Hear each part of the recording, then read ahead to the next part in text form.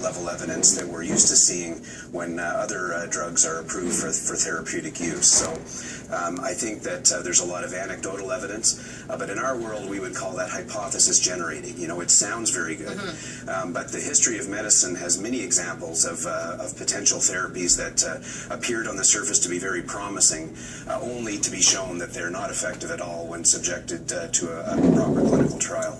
Let me ask you this, because one of the statistics that I read was that less than 7% of Canadian doctors, a little higher in the family physician category, up to 14%, would be willing to write these prescriptions when pulled. That was some time ago. Is there a concern that these doctors are now the gatekeepers of this? I think that is the concern, is that there's this abrupt change from a system where Health Canada was essentially approving the use of this substance to now effectively designating it as a medication by asking physicians to prescribe it.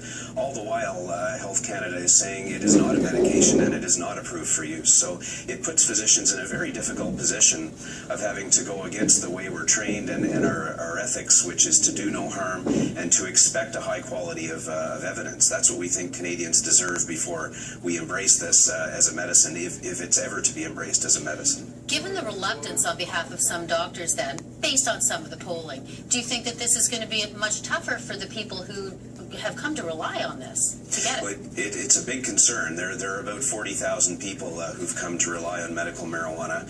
Your previous guest was one of those.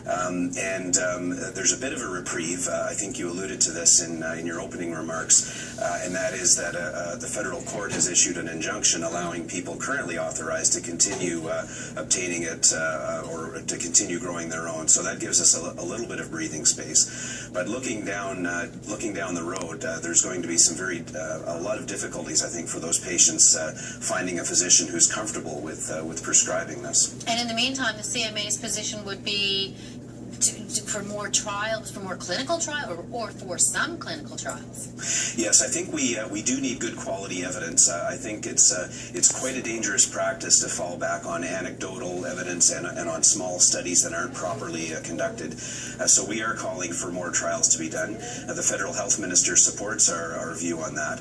In fact, there was a trial released by a group at McGill that looked at medical marijuana for arthritis pain, which represents over half of the current users in Canada, and it was shown to be completely ineffective for arthritis pain. So it underscores the point of good quality medical evidence leading us to the truth rather than where our beliefs and our biases may lead us to go.